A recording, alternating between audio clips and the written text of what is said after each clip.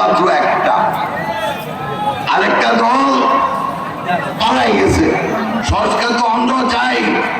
এখন থেকে 8 বছর আগে আমাদের আবর্ষণ নেত্রী সংস্কার প্রস্তাব দিয়েছেন, তার নাম ছিল ভিশন 2030। ব্যবসায়ীদের শীর্ষ সংগঠন এফবিআইসির সাবেক সভাপতি জননেতা অধ্যাপক শফিকুল ইসলাম, ময়মনসিংহ দক্ষিণ জেলা বিএনপির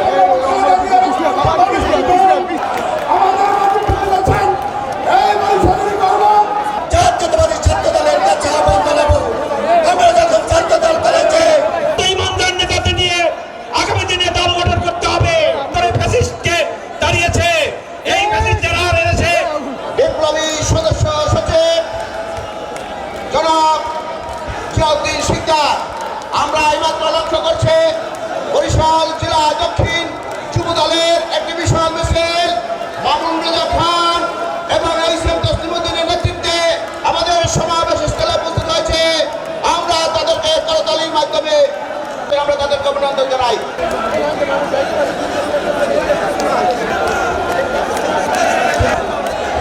বরিশালের অহংকার বিএনপি চেয়ারপারসনের নির্বাচনের জন্য সুনির্দিষ্ট তারিখ ঘোষণা করে আপনারা এখনো অব্যাহত রেখেছেন। আমি তীব্র নিন্দা এবং প্রতিবাদ জানাচ্ছি। কোনক্রমেই এই বাংলাদেশের আবারও রক্ত দেব এই রাজপথে। আমাদের সাংগঠনিক অভিভাবক জনাব তারেক রহমানের নির্দেশের জন্য আমাদের জিন্দাবাদ, শহীদ রাষ্ট্রপতি জিয়াউর রহমান জিন্দাবাদ, জিন্দাবাদ।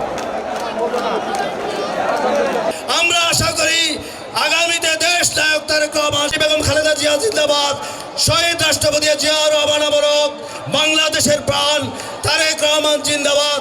স্থায়ী কমিটির অন্যতম সদস্য সাবেক মেয়র বিএনপি চেয়ারপারসনের উপদেষ্টা জননেতা অ্যাডভোকেট মুজিবুর রহমান সরোয়ার, এই দক্ষিণ বাংলার অন্যতম কৃতি সন্তান সাবেক মেয়র সাবেক এমপি জনাব মুজিবুর রহমান সরোয়ার, মঞ্চে উপবিষ্ট আছেন আমার স্নেহধন্য সংগ্রামী জাতীয় নেতৃবৃন্দ। এই সরকারের কিছু কিছু লোক সংস্কার সংস্কার সংস্কার করে। ভাই, সংস্কার তো আমরা চাই। এখন থেকে 8 বছর আগে আমাদের আবর্ষণ নেত্রী সংস্কার প্রস্তাব দিয়েছেন, তার নাম ছিল ভিশন 2030। দল পরবর্তীকালে এখন থেকে 1.5 বছর আগে আমাদের দলের ভারপ্রাপ্ত চেয়ারম্যানের নেতৃত্বে আমরা একটা 31-27 দফা সংস্কার প্রস্তাব দিয়েছিলাম।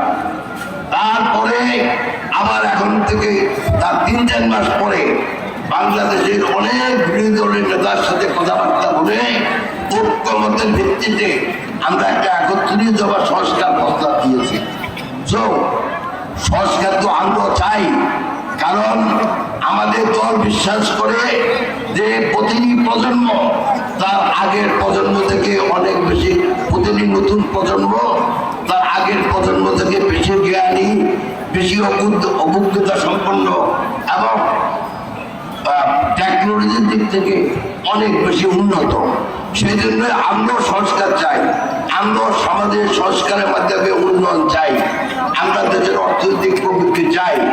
কিন্তু সংস্কারের নামে যদি আপনারা ষড়যন্ত্র করেন, সেটা বিএনপি কখনো মেনে নেবে না।